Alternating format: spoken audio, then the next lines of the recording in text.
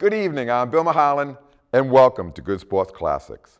Tonight, we go back to two interviews from 1997 and 2010 featuring Tolman and URI quarterback Larry Caswell.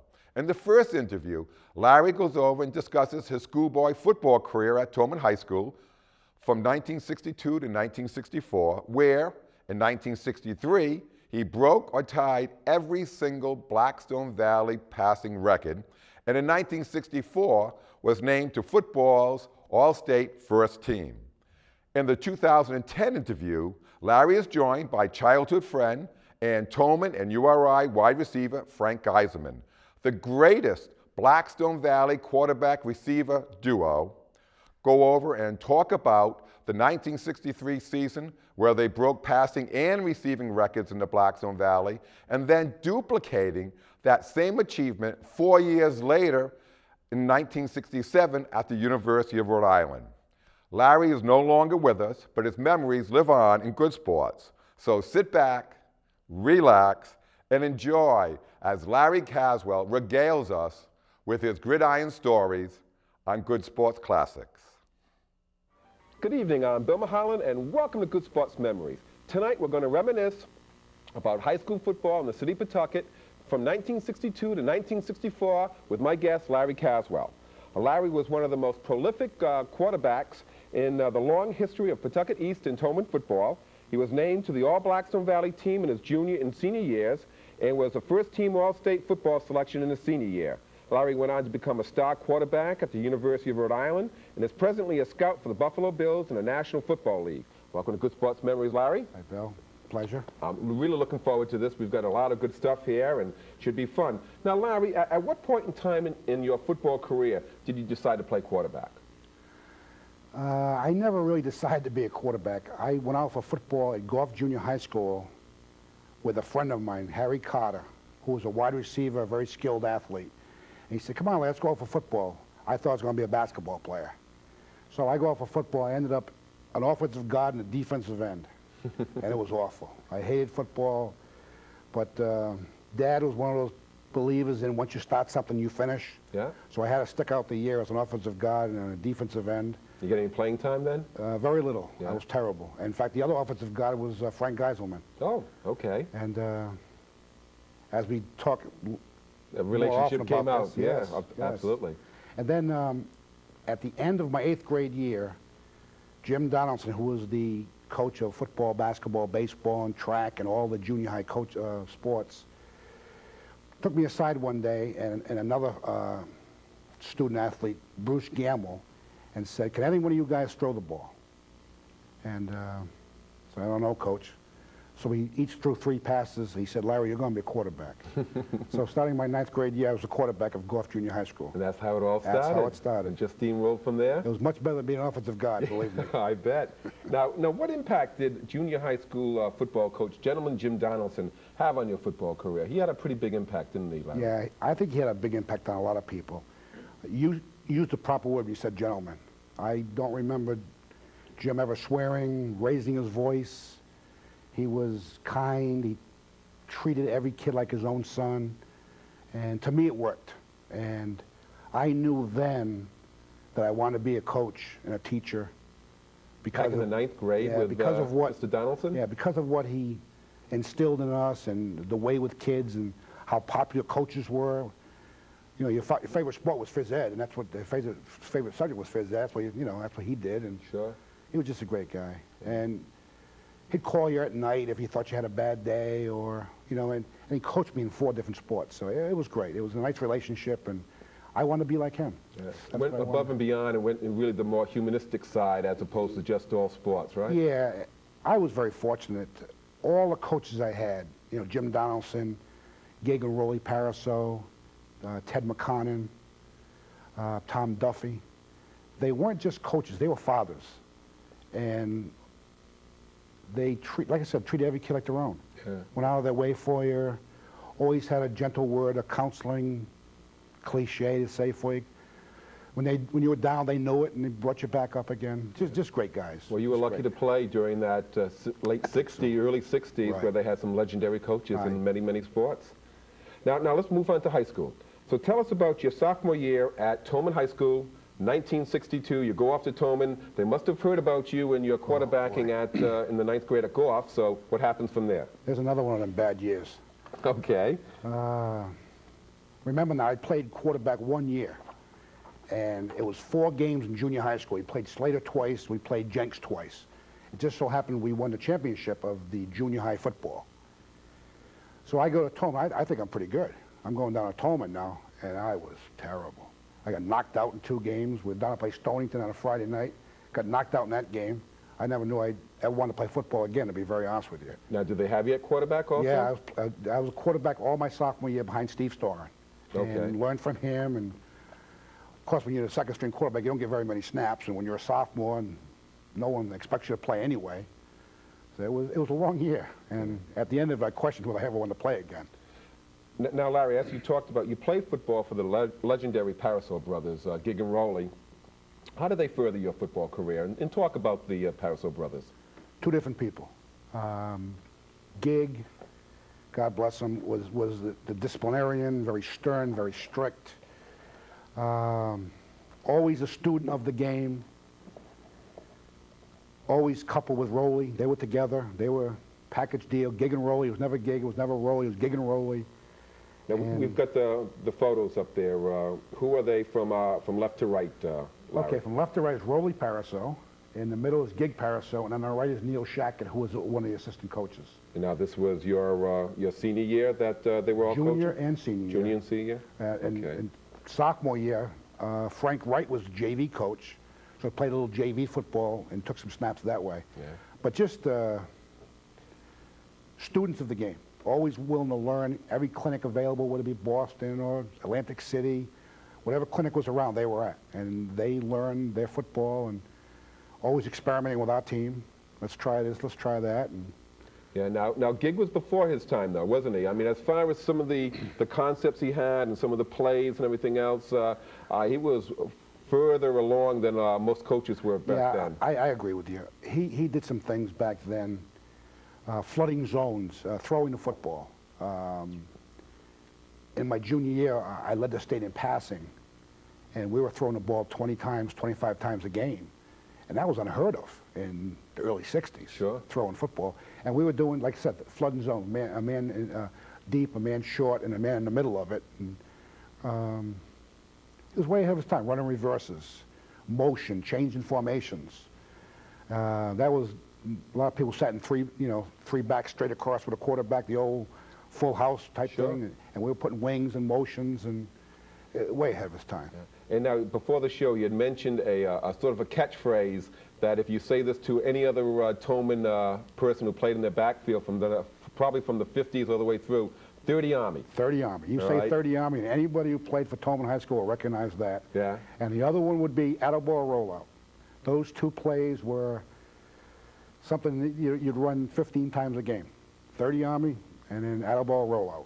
So that was, anybody who played for Tolman would know those and equate that with Tolman High football. So you got guys watching at TV right now sort of getting a little smile on their face, right? They'll be laughing. Yeah, and now you've got a story about Rowley Parasol during practice in order to sort of get him away from what he was going to do in practice. Yeah. I'm sure this happened with everybody else also.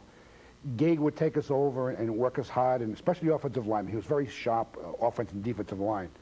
I guess I'm lucky to be a back because we spent a lot of time with Rowley.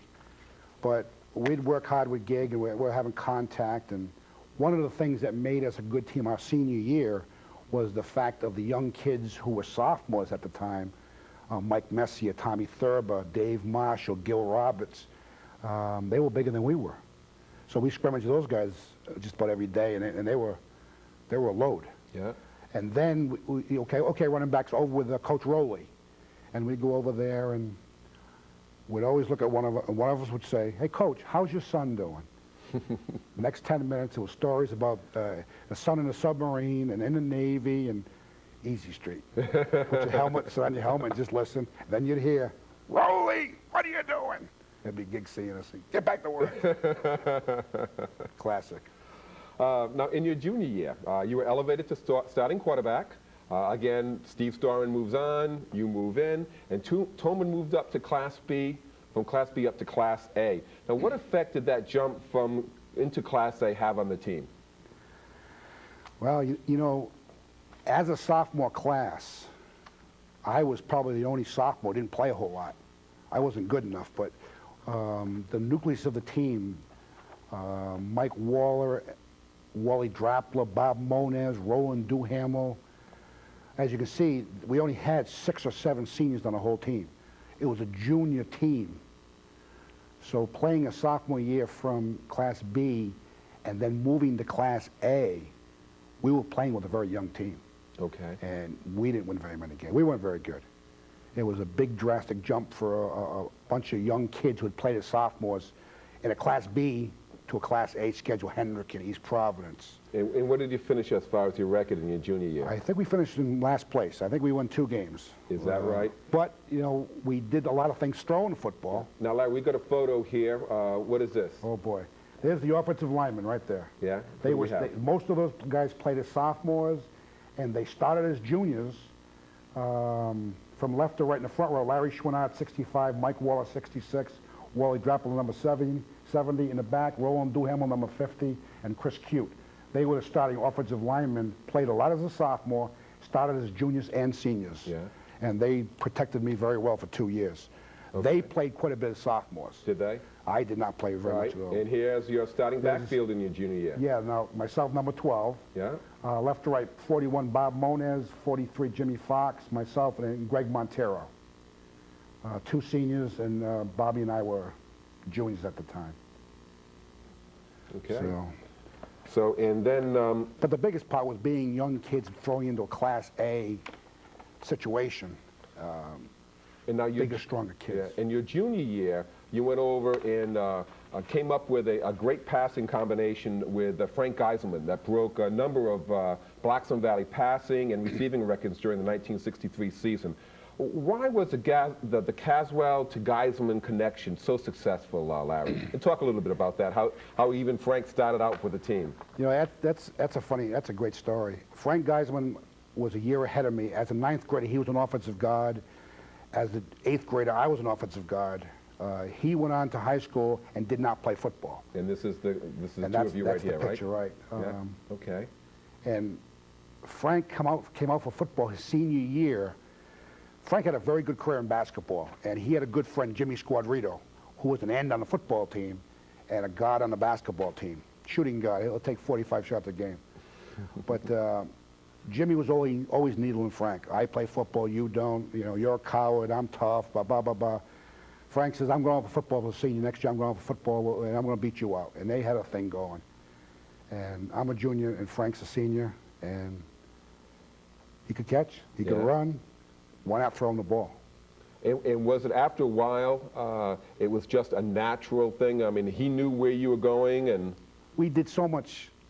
We were friends in the summer also. We played catch during the summer. When he decided he was going to go out for football, that summer we played quite a bit. We played basketball together all the time. We'd throw a football around a little bit. So in practice, as I said, we were basically all juniors. And we did not match up very well against the bigger teams. So the easiest thing for us to do, and what Gig would do, was throw the football. And all the crazy formations and the sprint outs and the fakes and rollouts and slots and all kinds of crazy things just to throw the ball. And that's what we did. And Frank broke 2 out of the 3 receiving records. He had the most yardage with 574, and the most pass receptions was 29.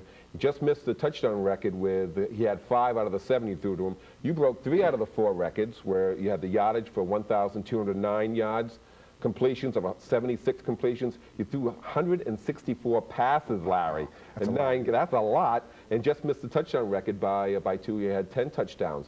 Now, so you were a junior. Frank was a senior at Tolman. Right. Now, you relived that 4 years later over at URI. That's right? Correct. The same combination happened? Right.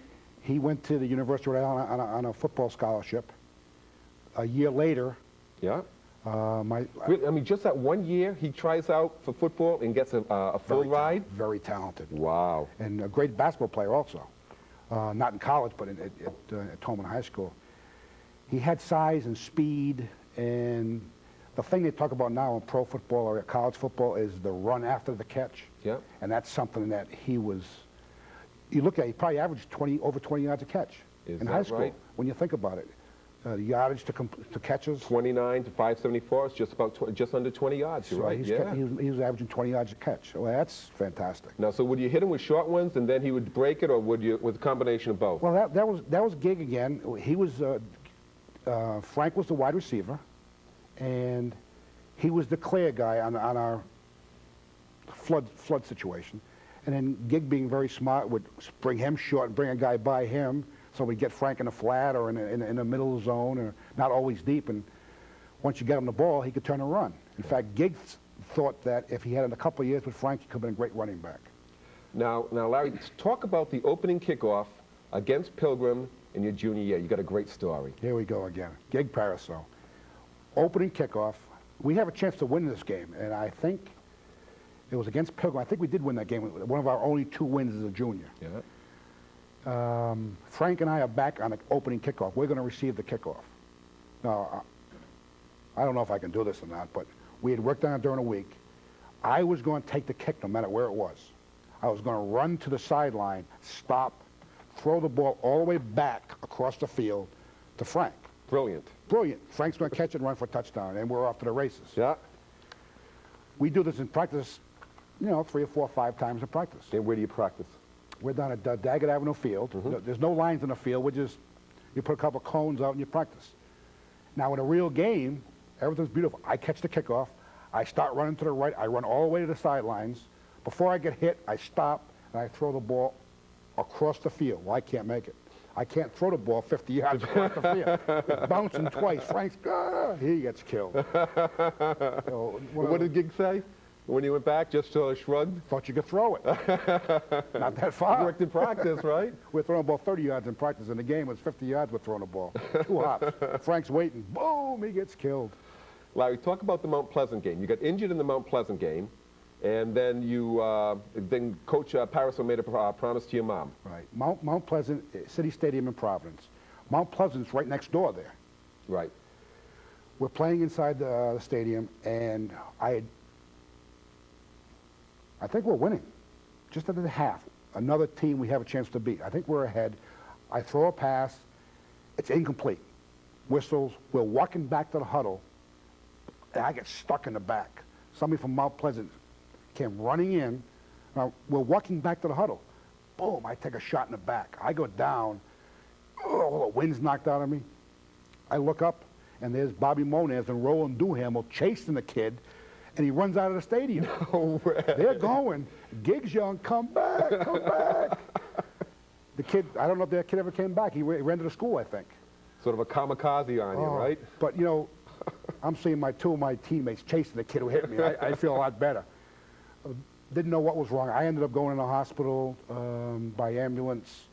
At the city line of Providence and Pawtucket, now we have to change ambulance. I don't know why they just couldn't bring me all the way in. Memorial Hospital.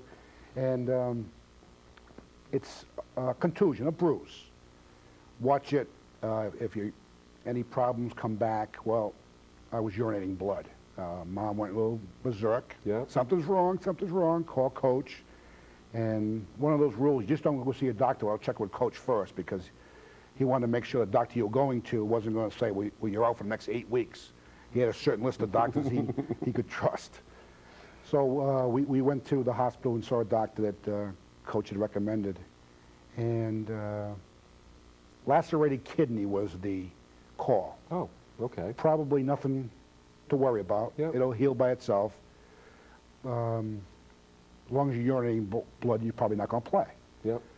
Gig said to my mom, who, by the way, went to every game I ever played, junior high, high school, college. Really? Every game. Fantastic. Tells mom, Larry will not play quarterback this week. We're afraid. We don't want to get him hurt. A pretty serious thing. You won't start at quarterback. Won't start at quarterback. So all week, I don't take any snaps. I think it was Dave Raschuti taking most of the snaps. Got a couple. First play of the game, we received the kickoff. No laterals anymore. That play was done. First play of the game, Larry went in two-back, halfback option. We never practiced play all week. So I get the handoff, the pitch out from the quarterback. I run, stop, and I'm going to throw a pass. I'm not going to start a quarterback, but I'm going to throw a pass. So Mom was happy, then I went in and played quarterback. No way. Yeah, I went back. Coach Gig went over and sort of pulled the wool over your mom. So he didn't lie to her, right? You're not going to start a quarterback. Start at halfback's okay. And then played the rest of the game at quarterback. Yeah, played the rest of the game. Larry, we've got a photo coming up of the 1963 All-Blackstone Valley offensive team. Talk about the players on this team. You know, this was a classic photo here that you had. Again, my junior year, big tall string being in the back, number 12 is myself. Yeah. Number 70, Wally Drappler. Number 30, Ernie Hull was a senior. Frank Geiselmen waited to right, number 82. In the back, another Tolman player, Greg Montero. You had 5 guys on that team? 5 guys. Remember, we led the state in passing. Yeah. We had a good... But you only finished 2-7. Won 2 games. Throw the ball over a lot, just couldn't win any games. I guess that's why you have to run the ball, huh? Could you put that back up again, D? Thank you. But funny, number 15 in the back row, left, Ryan DeMillionaire, St. Raphael, he led the Blackstone Valley in rushing that year. Did he? The one next to him, Bob LaFlamme, was the leading scorer in the Blackstone Valley that year. And where was he from? Cumberland. Cumberland. Yeah, that's right. Yeah. Yeah, so, I mean, you had some pretty good players there. Like I said, 82 be Frank Geiselman. And what's with the snow? There was snow on the ground, right? Yeah, I mean, so the photos were always taken inside McCoy Stadium, but it must have been a early snow that year? Yeah, it was right after Thanksgiving Day game, a couple of days later, so we had snow that year, huh? Yeah. Okay. That's a good one right there. This is great photo. Larry, what were the expectations? So, okay, you finished 2-7. 2-7. They keep you in Class A. You've got all your junior guys coming back. What were the expectations going into your senior year? We really thought we were going to be pretty good now. We had a whole team coming back. Yes, we were going to lose Frank Geiselman. But our backfield coming back with John Pappas at fullback and Bob Moniz. Boy, Bobby was a great player. Yeah. What type of runner was he? Fast, good receiver. He was the guy who would put, here's a funny picture right there. Yeah, what's with the helmets here, Larry? Roland Duhamel, starting center, middle linebacker. Yeah. Those helmets right there, that middle white portion is foam rubber. That was a new helmet that was supposed to protect both players in a head-on collision. Is that right? Yeah. Because I got the classic two-bob plastic face mask you don't even see anymore. They're all metal. Just enough to give you a quick forearm shiver through the nose, right? Cool. All right. And so your senior year? Yeah, we thought we were going to be pretty good. Yeah.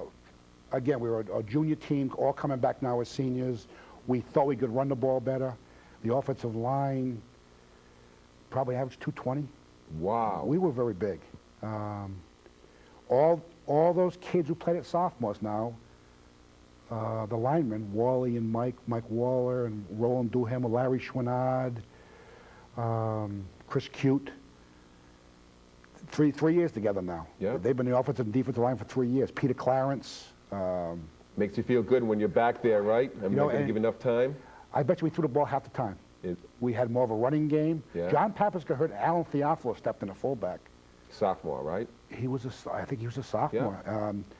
So that was a great find for us. Alan. And Carl Hargraves also, Carl right? Hargraves. Another quick Paul step back. Valancourt. Sure. Had a nice Those team. are young kids. And you guys finished as co-champions that year, finished 9-1 with 1 loss to East Providence. East Providence. All right, and let's talk about, the only game that you lost was against East Providence, and they must have lost against someone throughout the year. Tell us about that game, the East Providence loss.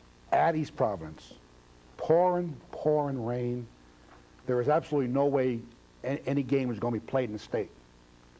It's the home team's call. Of course, they want to play. Yeah. So we went to East Providence, and they know you're a passing team. Yeah. And we didn't do anything very well. We got beat 21-6. We had won our first 3 games 21-6, and then lost this game 21-6. No way. Is that right? Same scores. And they were pretty good. We were good. We just didn't get much going that day. We were throwing the ball half the time, running the ball. Just one of those days you couldn't get much offense going. They did somehow. I don't know. They won the game. Yeah. But that's the only game played. The only game in the whole state. The whole state. Up in East Providence. Now you had 4 of your team made All-State that year, which is tremendously same rare. team. Yes. Right. Yeah. Now, and we've got a photo of a really neat old photo here with Gig, I believe, and some of the lettermen here. Introduce these guys from left to right. Well, Larry Schwannard front row left, Larry Schwannard, myself, Mike Waller, Wally Drappler, John Pappas, and Coach Gig. Yeah. I think we were juniors there, all coming back for our senior year. And that was just a... And how many of these guys made All-State on this one here? 3 of us made All-State. Is that Myself, right? Mike Waller, and Wally Drappler. And the other one was Roland Duham, who was not pictured there. Yeah. But that might have been a picture of 3 or 4 sport lettermen right there. Is that right? So, but... Now, Larry, your last high school football game was against St. Raphael Academy, as always. They just had their 70th renewal this past Thanksgiving Thursday. Thanksgiving Day, yeah. And it was a team that you had not beaten in your previous 2 seasons. Tolman's losing 14-13 with a little less than 3 minutes remaining. I set it up. Take it from there. This is the greatest all-time memory I probably have in high school. We had been trying to do the elbow rollout. Again, all the Tolman players will recognize that. St. Ray's had been taking that away from us. In the 4th quarter, we had started to go to a drop-back pass offense. Again, Coach Rowley and Coach Gig making the adjustments, started drop-back passes, and things were working. Things were starting to get open. We were starting to move the ball a little bit. We're getting beats. 4th quarter, 3 minutes ago in the game, as you said, we had to make a play. Art Mintzman was the left end. Alan Theophilus was a fullback. Bob Moniz was a wide receiver who caught most of the passes that year. I don't remember what down it was, but I know we needed to get a score in a hurry. Art Mintzman had been a fullback. So I said, Art, we're in a huddle. It's like a playground. We're throwing us up in the ground. Art, you play fullback, block left. Alan, you play left end and split. And use your speed, get down the sideline, and we'll try to hit you with a pass. Yeah. And Gig would let you call your own plays? I call, pretty much my whole career I call my own plays. Did you? Yeah, I was very fortunate. I think I had a feel for the game, a knack for the game, listen to what the coaches said, know what they wanted to call in situations. Yeah. So I knew we'd go into a drop-back series, so I just said, Alan, you get it left end. Alan, Art, you get a fullback, block left. Alan, you go. And we hung it out there, and he catches the ball, we win the game. 2014. Next play, touchdown, we win the game, 2014. Is that right? But just an unbelievable feeling. And one of the things Gig could never stop talking about, how Larry made the substitutions. Okay, you play fullback, you play end, and just go, and we'll get it done. And God, it was great. Yeah, it was great. Larry, as I told you before the show, we got 1 minute, less than a minute left to go. Just flew by. We got a picture of the All Blackstone Valley senior team. Talk about words of wisdom that you would have for the players nowadays. You know, you played 35 years ago in high school, and what words of wisdom do you have? You're a scout for the Buffalo Bills. What would you have to say to these guys now, playing now? Practice hard, work hard. It's the old cliche, you play how you practice, and it's so true. Practice every play like it means, play every play like it means the difference, and usually a game comes down to 1 or 2 plays. You take the Sunday, last play of the game, the Patriots beat the Buffalo Bills. Yeah. 1 play. Those opportunities come once in a while. You got to play every game, every play like it's going to be the last one. Terrific. Well, Larry, I mean, it was great having... this is just great, just talking, reminiscing. Showing your insights here in the 1962 to 1964. Some really of the a great friends. heyday, wasn't it then? Oh, it was. You know, you talk about pep rallies and the captains visiting other schools and coaches talking at each other's pep rallies. It was great. And crowds. Thanksgiving Day game, you'd have people, the stands full, 2 or 3 rows deep, standing around the field at McCoy Stadium. Yeah. I don't think you see that anymore. No, you don't. Front page pictures of all the kids, the headshots of all the players on both sides, Tolman, St. Ray's. Yeah. And real quick, who were the coaches at West when you were playing? Head coach? Tilo Marguerite was the head football coach. I learned a lot from Tilo. And Saints was Bernie Pina? Yes, I think it was Bernie. Yeah. Right. Larry, great to have you on the show. Thanks very much. Thank you very much, Bill. I'm Bill Mulholland. I'm Bill Mulholland, and welcome to Good Sports, Pawtucket's cable sports show since 1992.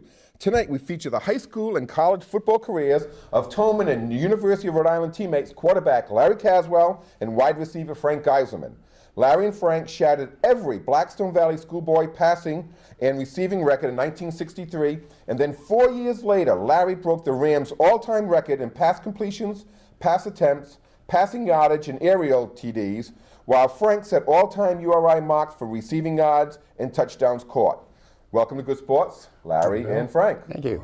Good to have you here. This should be a fun show, guys. So Larry, let's get started. What enabled you and Frank to break every passing and receiving schoolboy record in the Blackstone Valley in 1963? I think a lot of it has to go back to the coaches, Gig and Rolly Paraso, who realized they had a couple of talented kids. One kid could throw the ball, one kid could catch the ball, and took advantage of something they could do and incorporated it into their philosophy, and just ended up throwing the ball all over the place. You had to have a quarterback that could throw. And wanted to catch. And was that rare in the 1950s and 60s? It was mostly, from what I read, it was mostly a rushing type of an offense. I would Right, say for so. most of them? Yeah, I would say most teams at the time were running, but we had quite a few that were throwing the ball. There were a couple of us. Cranston threw the ball. Yeah. But Gig and Rolly were... Well, in fact, Gig and Rolly, who do we see here? That's Gig in the middle. Yeah? Rolly on his left, and then Neil Shackett, who was the assistant coach, JV coach at the time. Okay. But, you know, they were always out at the clinics finding different ways to do things, and they were very innovative and Not afraid to experiment. too. and do what we could do. Every running play had a passing play. So they were into play-action passes off their running game. Back in the 60s? Yes. Every running play had a play-action pass attached to it. Okay. I had trouble memorizing those.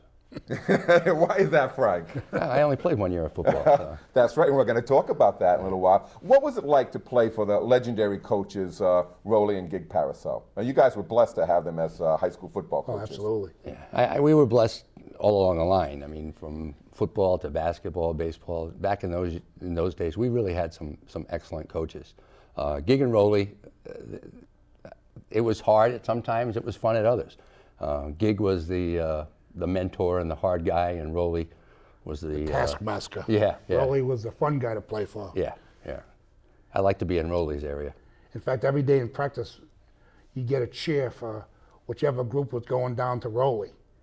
And then, okay, the lineman with Gig. Oh, no. Yeah, Backs down with Rolly. And every once in a while, it would switch, you know. Yeah. We had to go with Gig. I get stuck with the lineman to start with, and then Rolly'd say, we're gonna do some skeleton. Let's get the receivers over here. That was good. That was a good thing. Yeah. Now, Frank, in my opinion, you and Larry are the best quarterback-receiver tandem in Blackstone Valley schoolboy football history. What made your dynamic duo click on the gridiron, Frank? I guess there were probably a couple of things. One, it goes back to the friendship that we had. Yeah. We've been friends for a long time. How Played long? Basketball together. At what age? Ninth grade maybe. Larry was a little 8th grade punk, but then in high school, especially when we started playing basketball, I was a junior, he was a sophomore on the team. And in summers we hung around together. Right. And again, it's probably easier to catch the ball than just to throw it. So I don't know about that. See, like you get the ball near you, he caught it, so it made it pretty easy. Yeah. And Frank coming on the football team was something that you were really missing, right, Yeah. Larry? From a quarterback standpoint. At that time, we had just moved up to Class A Okay. from Class B. And we had a young, very big, I mean, I bet you the offensive line. we had a average- college line. It was when you talk about Waller and Mike Waller, and Drappler, Chris Duhamel, Cute, Roland Duhamel, Shoot, Larry yeah. Schwanard. Yeah. They probably averaged 220 pounds in high school, Yeah. which is a big, and we were all juniors. What we didn't have was a wide receiver threat. So when Guy came out for the team, it was like, wow, this is a blessing. Somebody who could run down the field, stretch the defense, and, just be an athlete out there. Yeah, And he 6'2", also- 185 Yeah, pounds, he also right? You played couldn't miss defensive him. back. I mean, just a basketball player, athlete turned football player. Football player. Yeah. Now, Frank, explain to our Good Sports audience why you only played football in your record-setting senior year at Tolman.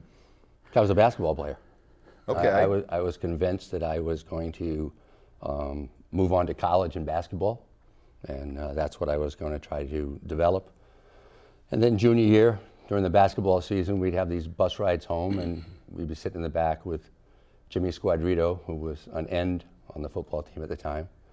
And he'd be talking about what was going to be coming up next year. He'd be a senior, and all the stats and all the records he was going to break. All-State. Yeah, and And Larry would talk, and I'd say, hey, Jimmy's doing it. How hard can it be? and plus Rolly Pariseau. Rolly was almost daily. Come on, Frank. We can get you out for the team. What's the story?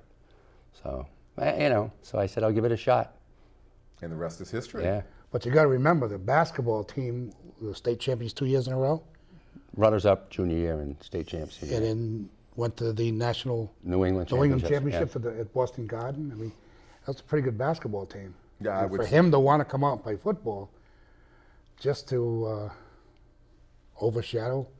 Nah, it was good. It was just. It was good Jimmy. Fun. It was. And especially with Jimmy. It had to be one of the best decisions you've made in your early lifetime at that point in time, because basketball did not pan out for you. In fact, football was your ticket to college. Absolutely.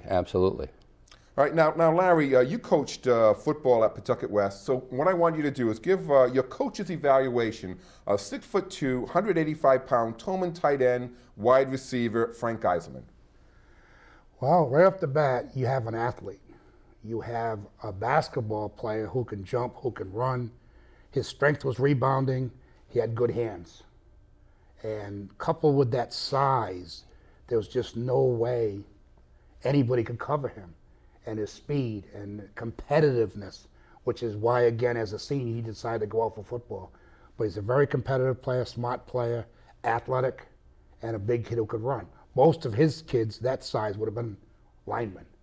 But because of his athletic ability, he's a great athlete. So you had to give him the ball, throw it to him, hand it to him, whatever it took. That was Frank. Yeah, and Gig recognized that also. Right off the bat. Or Rolly, at least. Rolly wanted to make him a running back. Okay, and he actually did towards the end of his senior year, right? So we're going to hand him the ball, throw him the ball, however we can get him the ball. All right. Now, Frank, your turn. You coached football over at Cumberland High. Mm-hmm. Evaluate Tolman's 6'1", 165-pound quarterback, Larry Caswell.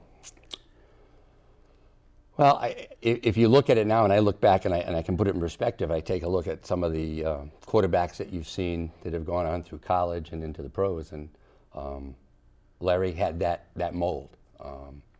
Very good size, had a tremendous arm, but it was a student of the game, knew the game, could break down defenses. Even he called the plays in high school, which you didn't see a lot. You still don't see that a lot now, quarterbacks that call the play. But Larry did that, and he wasn't a rollout quarterback. Even though we have a shot right there. He's running. He's running. That's funny. No, seriously. That's probably for a loss. But seriously, he had those attributes of a quarterback that you look for, and he had very, very good self-confidence, poise in the pocket, and spread the ball presence in the huddle also? Oh, yeah. Yeah. Commanded respect in the huddle, absolutely. Did he? Yeah.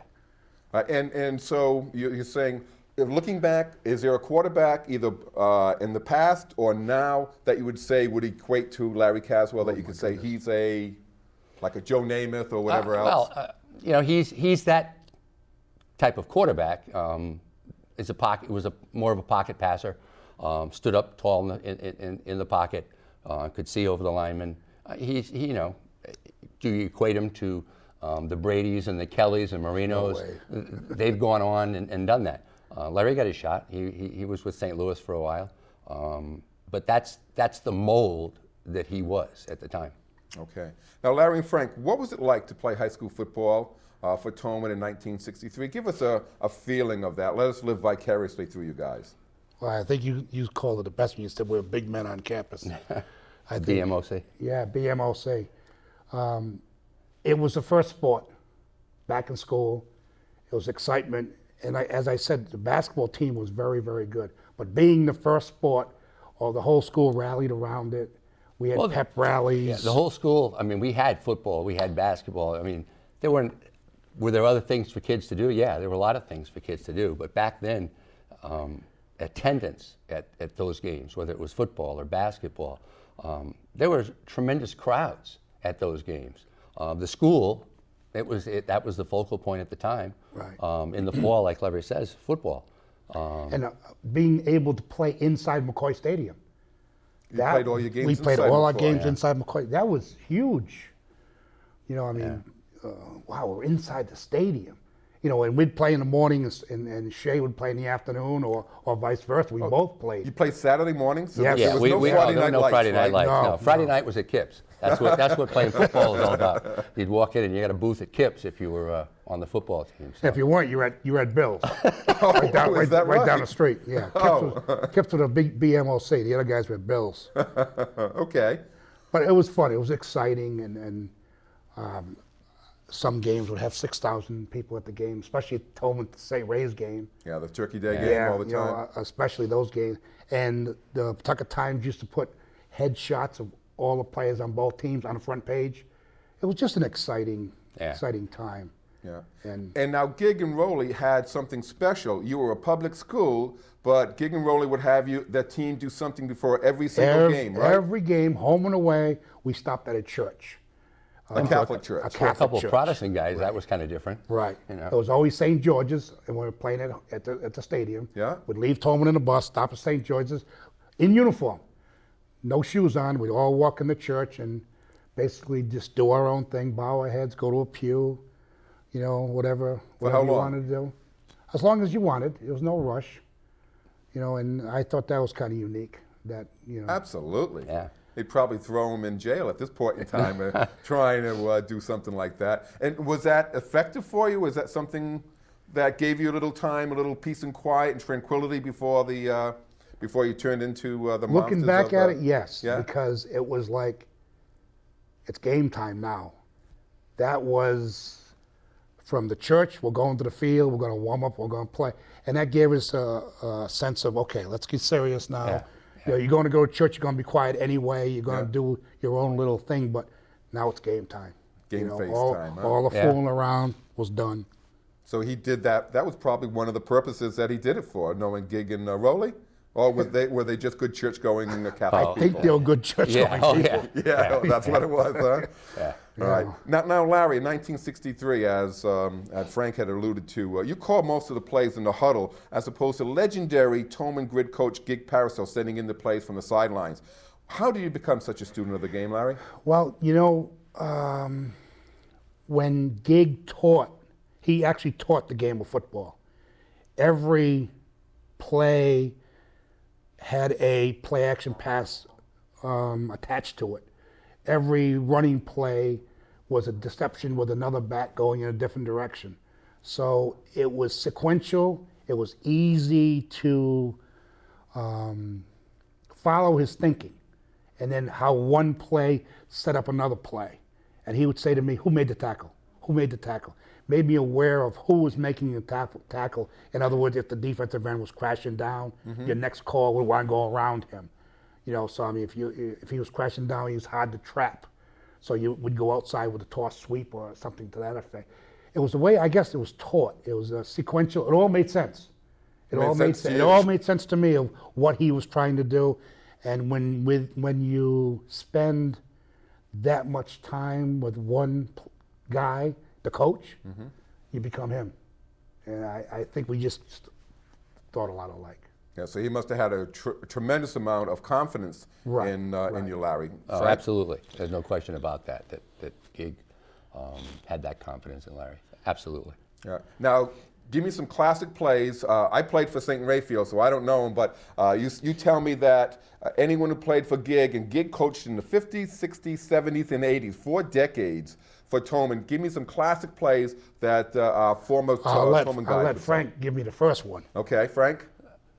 Okay, 30 Army was, everybody knew what 30 Army was. There was Which a is fullback what? track. Fullback Fullback track track. up the middle Yeah. with a halfback going the other way. Yeah. I mean, anybody who played for Tolman, 30 Army was, now here's a wide receiver knew what 30 Army was. Yeah. So it was just one of those things. It's a standard joke. 30 Army, and we all know what it was. The other one was, it became the Attleboro rollout, but I think it started as what? 18, 19 option. Yeah, you're right. Yeah. You're right. Okay. And that was a rollout by the quarterback, whether we flood the zone, guy would always be deep, one back in the flat, and the backfield, running a short flat. And we always try to flood the zone And where would it be your first option? Would it be deep with Frank? of course it would. No, he had his progression. He was going through his progression. Come on. Progression was Frank first. Yeah. And then, the neat part about that was he'd experiment with the defensive backs. He'd come back and tell me what he could do and what he couldn't do. So it was kind of nice that we'd call 18 option, and he'll look at me and go, I'm going to the post, or I'm going to the corner, or I'm breaking it off, because he had already experimented to set the guy up. And then at times when I ran the ball, he had a block. Mm-hmm. So what would we yell, go? And then Yeah, it was a go. Go! And then everybody would stop blocking, But we didn't like to do that. No, I didn't like to block at all.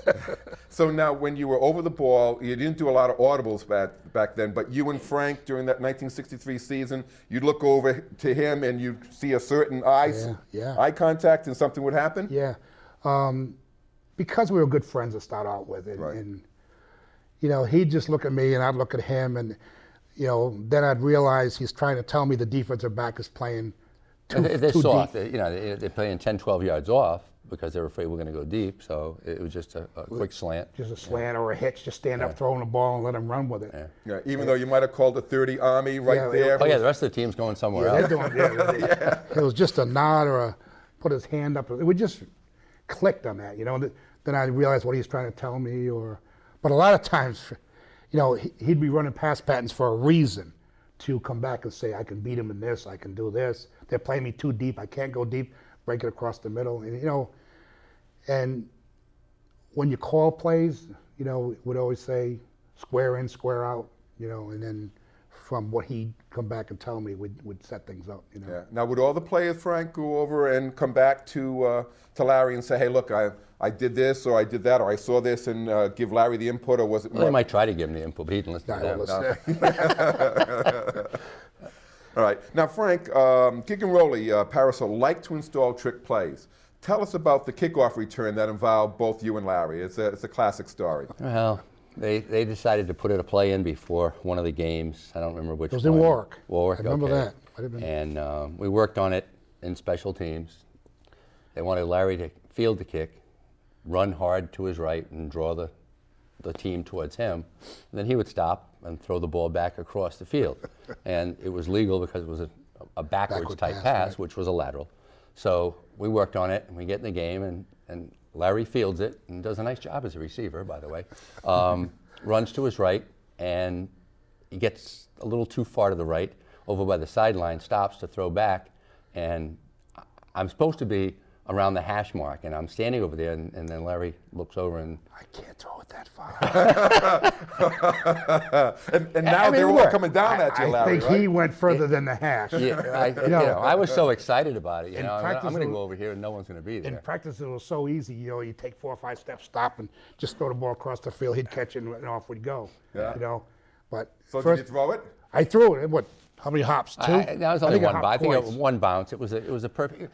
If it was like a throw from the shortstop on artificial turf. Yeah. One bounce, and we gained some yards on it, but it didn't break the way that they had designed it for. But that's Gig and Rolly again.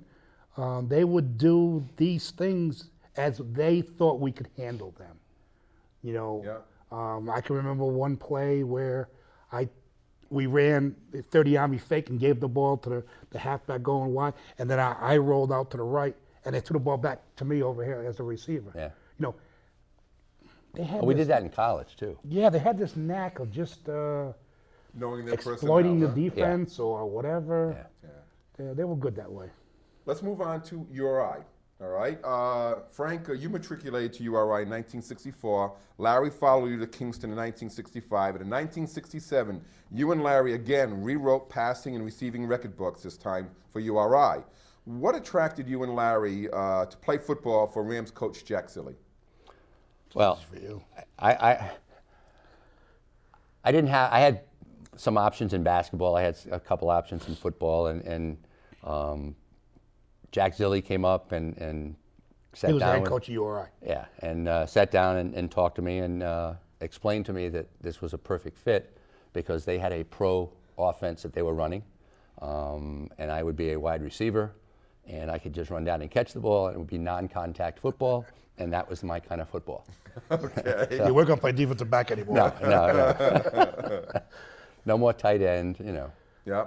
The experiment of running back, that was out the window. Yeah, and I again, it was one of those things. It was the state school, and I ended up down there and had a very good career thanks to Jack and Larry coming down the year later. Yeah, and the same thing with you, Larry. Was there any doubt in your mind that you're going to go to URI? Well, not really. I mean, I can remember being recruited by Brown and asking them if they had phys ed for a major, and they completely laughed me out of my house. I don't know about you, but they wanted me to go to a year of prep school. And Oh, yeah. you know. So, I mean, then URI was an attraction. Gig pushed a lot of players to URI, as you'll see on later on. A lot of kids from Tolman, Pawtucket ended up playing for URI. Right. But again, it was a split-end oriented passing attack. Jack played years with the Los Angeles Rams. Oh, both okay. ways. Oh, really? Both ways. And he was a movie star. He made a couple of movies. Yeah. But he understood the passing game, and he promised us that that's what we're going to do. We're going to throw the ball, because he went first, and the following year they recruited me and say, hey, you can follow your buddy, throw him the passes like he'd been doing. It was kind of a natural thing, because we had already established the fact that I liked throwing to him, he could catch, he liked receiving from me, so eventually it was going to work out well. Yeah. So you hoped. Yeah, and it did. Yes, and it did. Now, Larry, Frank was named to the 1966 and 1967 All-East First Team. Yeah. Also All-Yankee Conference, also All-New England, but especially All-East team as a wide receiver. In what ways did his receiving abilities improve in the 4 years since Tolman? Yeah, you know what? He became a receiver, not just that big kid who could run athlete. He started reading pass coverages. He started finding where the dead zones were. They were afraid to play him man-to-man because he was so big. There was no defensive back his size. Now Frank had grown to 6'2", 200 pounds now. Absolutely, yeah, so I mean, defensive backs were a lot smaller, so he was going to out-muscle them on the jump balls. But he learned to read coverages. He learned to break his cuts off sharper, faster, quicker, catch the ball with his hands rather than all the little things that you learn after you play more than 1 year. He was a baby. He had a lot of things to learn, as I did when I got to URI as far as being quarterback. But wouldn't you say that? Yeah, You know? and we had and the coaching. You know, again, it was the next How level, far to split? next level coaching, and yeah, how to set up the defender, things like that the coaches started to tell you. You know, you had specific coaches for specific things down there, Right. and they did run a passing oriented offense. It was a pro set. We were in slots, we were in splits and flankers, and you know, so that's what it was, and it was an, you know, for me it was a perfect fit. Yeah. And even with that, we talked about high school, we started making eye contact or a hand gesture. Mm-hmm. At the University of Rhode Island, we started doing option routes where Which means what? he would run the pass pattern according to the defense. So he and I would read the pass coverage and both be on the same page and realize that I know he's going to run an out on this play. So I threw the ball to the sideline because we read the same coverage, kind of an option route. So you were throwing to a point Yeah, on the field before he even got there, before he even if turned. he's going to go down and the free safety's playing him deep, he'd read the coverage and come out. So, and I would read the same coverage in the ball. If it was an option type of pattern, I was getting thrown to basically after the break. But most of those passes, a lot of those that we ran down there, you know, the 80 in, 80 out, 80 corner, deep, things like that, those were preset patterns. Right. And you had to run those to a certain point. And Larry knew it was all timing. He knew he was taking 7 steps. By the time he planted and was ready to deliver, that cut was just about ready to be made. So the ball was in the air, and I just had to turn, and it was always in the right spot. Yeah. And how cool was that, Frank? Cool. Yeah, well, it must have been, huh? You turn and the ball's right there, right between the numbers most times. Yeah. Yeah. Now, Frank, Larry was named to the 1966 All-Yankee Conference first team as quarterback. What made Larry a record setter at URI? I think he grew it, even though he was confident in high school, I think he had a lot more confidence in college. Again, his ability to read defenses, the student of the game that he became, breaking down films night before. You know, we'd go off campus somewhere and we'd be in a room and break down the films and look at the films and, you know, what can we do against this defense? How can we run this? And again, he was, stronger, more agile. You know, he had that ability to see where the defense was, if he was getting a rush, where it was coming from. He talked back to In high school, when Gig used to say, who made the tackle? Well, Larry knew that, and he knew who had missed an assignment or who had rushed or blitzed at a certain point, so he could get that feel. And again, that confidence. I mean, he, besides those records, I think that you mentioned, I think he also had I think Jerry Rome, was it Jerry right, Rome's that's record? Right. He played at for Tulsa. fewest interceptions, fewest percentage interceptions for passes thrown. I think he threw something like almost 300 passes and only had 2 interceptions. Really? Yes, that was a national record up until Yeah. somebody else broke it, I think from New Haven. Wow. Yeah. So And what do you attribute to that, Larry? it's coaching. It really is coaching. As Frank said, at the college level, you have your own personal coach. And my personal coach is Bob Griffin, who ended up being the head coach at Rhode Island for 20 years. Yeah. And he was the backfield coach. And again, you spend so much time. Did you have a wide receiver coach, or was it also Bob? No, we had, I think O'Leary, John Okay. O'Leary was down there for a while. Yeah, you spend so much time with your individual Yeah. coach. As I said, you become that person, and you almost think alike. And the biggest thing, throw the ball away. Throw the ball away. I can remember being booed at Meade Stadium for throwing the ball up 8 rows up on the stands. They were boo! But that's what I was learned, I was taught to do. It's Throw the okay. ball It's away. okay to come Throw the back ball and play away. another play. It's okay to punt once in a while. Yeah. You know. And going back to, no one likes to get smacked around and hit.